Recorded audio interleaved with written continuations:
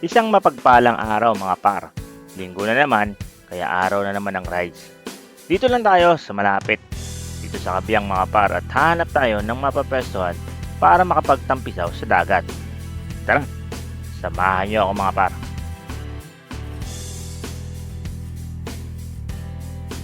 So yan, Ternate, Cabiang Tunnel, Pico de Loro, okay, Maragondon, Ternate to Nasugbu. Diretso lang yan mga par.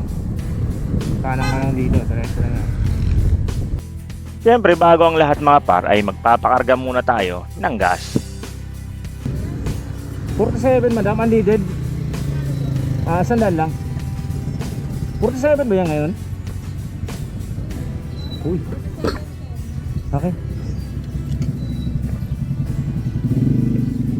Mura-mura ngayon kaya pala. Yun 2 liters ang inabo. Ayos. Thank you. 47. Tatlong pisong rollback. Okay. Sa tinagal-tagal ng panahon mga par ay ngayon naman ako nakatikim ng 100 na umabot ng 2 litro. Kaya sana ganito lagi mga par para malayo ang ating marating. Sa mga delikadong daan dito mga par, marami ang naaksidente dito. Bukod kasi sa palusong na ay biglang likop pagdating mo sa baba. Kaya pag nagawi kayo dito mga par ay doble ingat. Pakaakit mo nga doon mga par ay bubungad sa iyo ang mga establishmento na pwede kang kumain, magkape habang nakadungo sa magandang overlooking na view.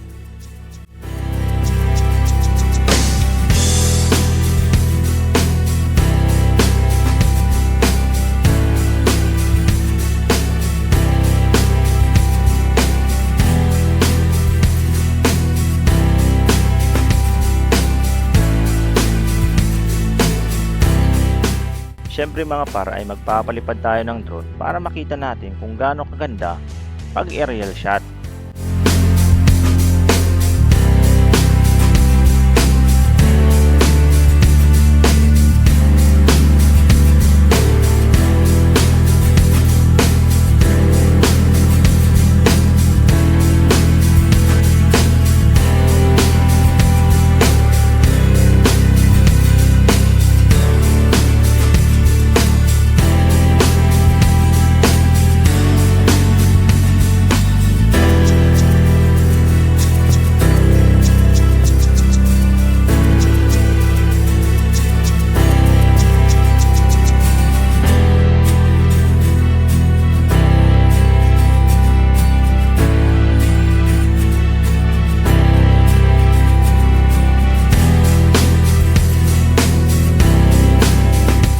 Ito pala mga para ang main entrance ng Puerto Azul sa kanan. Dahil papunta tayo ng Cabiang ay diretso lang. Tanghali na nga nang umalis tayo ng bahay mga para, kaya sobrang tirik na ng araw ngayon.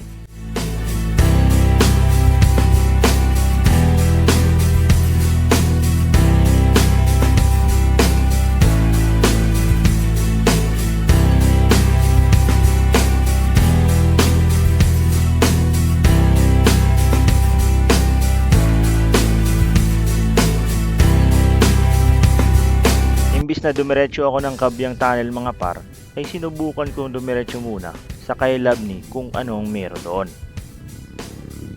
Matagal-tagal na kasi akong bumabiyahe mga par at pumupunta ako lagi papuntang Cabiang at Nasugbu, pero subukan ko namang diretsuhin kung ano ang meron dito sa dulo neto bukod sa Marine Base. Maganda at overlooking din ang view rito mga par. Doble ingat dahil marami din ang matatalim na kurbada. At isa pang paalala mga par ay bawal pala ang maghunting ng anumang klase ng hayop sa lugar. At isa pa mga par ay bawal din ang magtapon ng anumang pwedeng simulan ng grass fire dahil nga sa tindi ng init ngayon at marami ang tuyong damo at dahon.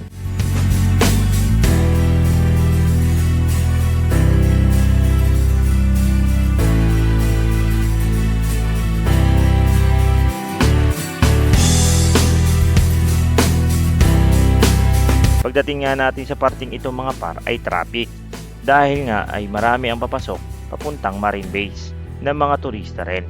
Dahil nga marami ang pila mga par, ay dumiretso na lamang ako at kung ano ang meron sa dulo. Nakakalungkot nga mga par. Pagkalagpas ko lang ng konti sa Marine Base main gate, ay tumambad na sa akin ang sari-sari mga basura. Sana naman mga par ay maging responsable tayo sa ating mga basura. Lalo na dayo tayo sa lugar.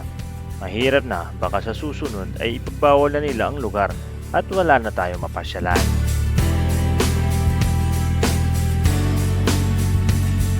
Wow! Ganda mga paro.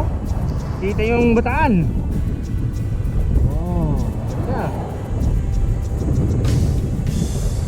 So hanap na lang tayo dito ng mapwesto natin na pwede tayong sana pwede tayong makapag-swimming mga par. Mas maganda. Oops. Wala. Maya-maya nga mga par ay narating natin ang dulo. Ngunit nakasarado ito dahil isa itong private resort. Kitang-kita ko na nga ang makasaysayang El Fraile mga par. Isa itong isla na ginawang hugis barko ng mga Pilipino-Amerikano noong World War II mga par, laban sa Hapon. Ang dulo pala nito mga par ay ito na ang Kailabni Bay Resort. Isang private resort mga par. Pwede kayong mag-relax, mag-swimming, fishing, snorkeling at kung ano-ano pa. Para sa katanungan at impormasyon tungkol sa lugar ay pumunta na lamang kayo sa kanilang page mga par. Kaya balik kabyang tayo mga par. Ingat dahil marami ang mga kurbada at palusong sa lugar. At huwag kalimutang i-check ang inyong mga preno para iwas aberya at iwas aksidente mga par. Bago mo marating ang kabyang tunnel mga par ay dadaanan mo muna itong mataas na palusong. Doble ingat dito mga par at siguraduhin mong maganda sa kondisyon ang iyong preno.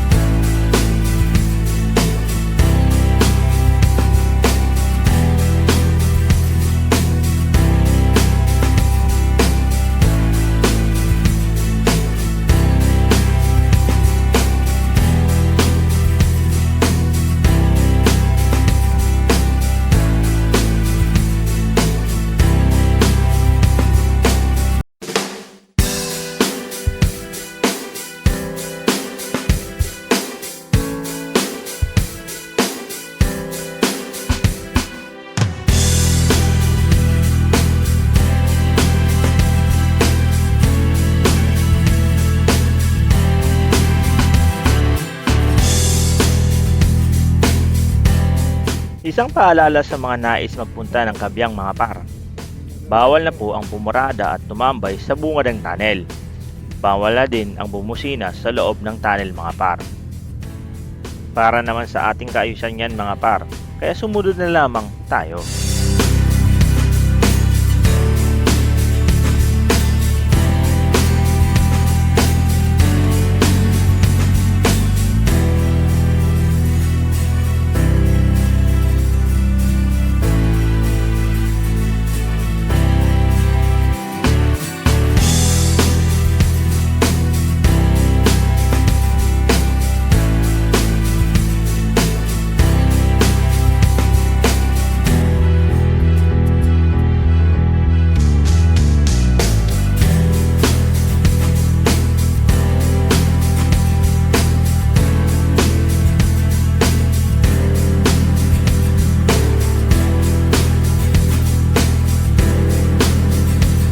Siyempre mga par, pagkababa mo ng kabyang ay sasalubong sa iyo ang mga overlooking na view ng dagat.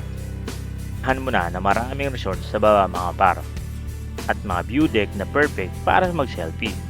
Marami din sa iyo ang papara para ialok ang kanilang mga resort mga par. Doble ingat sa parting ito mga par dahil marami ang mga tatalim na kurbada sa lugar. Para makita ninyo ang mga overlooking na view at resort, ay ipapaliparan natin ng drone shot mga par.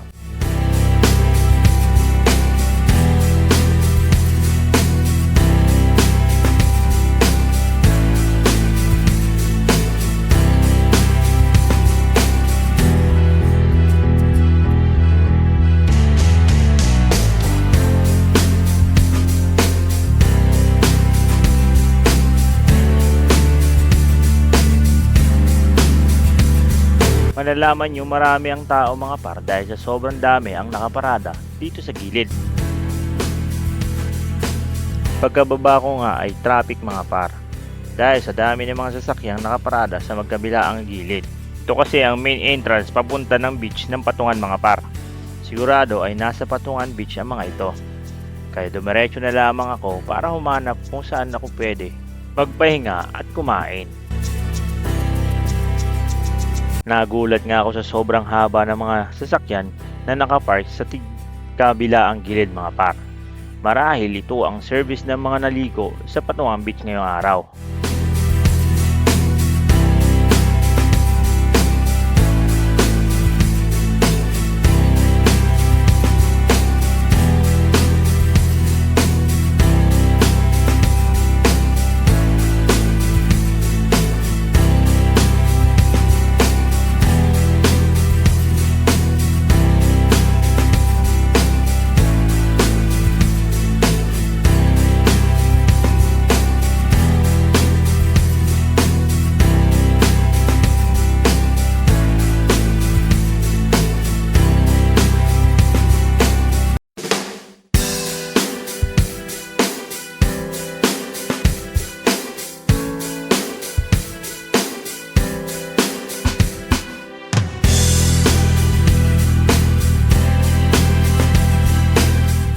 Pagkalagpas ko nga sa mahabang nakaparadang mga sasakyan mga par ay narating ko itong isang ilog. Sa kasamaang palad ay wala itong tubig. Ano, ilog, wala naman tubig. Gagi. Sa mga iba naman, walang tubig. Kaya napagdesisyonan ko na lang mga par ay hahanap ako ng malimlim na puno at doon na lang ako kakain. So yung mga par, dahil sa dami ng tao dito sa sa pakababa ng Kabyang, dito na lang tayo pepeso sa gilid ng kalsada. Yan, dito tayo kakain. Kasi mag-aalas 11 lang, hindi naman. Dahil nga mag-aalas 11 ng mga par at gutom na ako, ay dito na lang ako kakain sa gilid ng kalsada. May bawang tayo dito mga par, pansit, nagluto tayo kanina umaga. Siyempre dito na lang tayo kakain ngayon sa gilid kasi sobrang dami ng tao.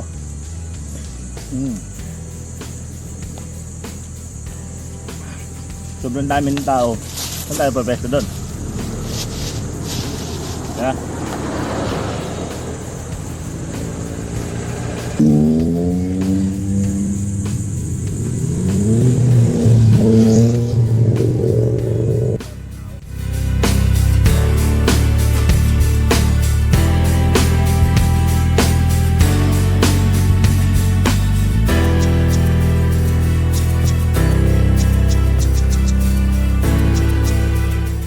A few moments later. So yung mga par, kakataas lang natin kumain, no? Papalipad tayo ng drone para makita nyo kung gaano karami ang tao dito sa Patungan ngayon. Okay?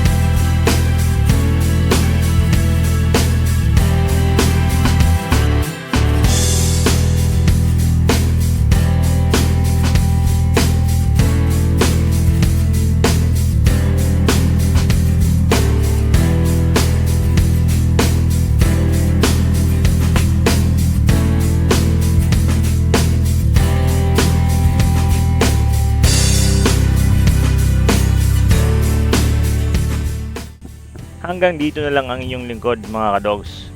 Hanggang susunod nating biyahe, samahan nyo ulit ako mga par. Bye-bye!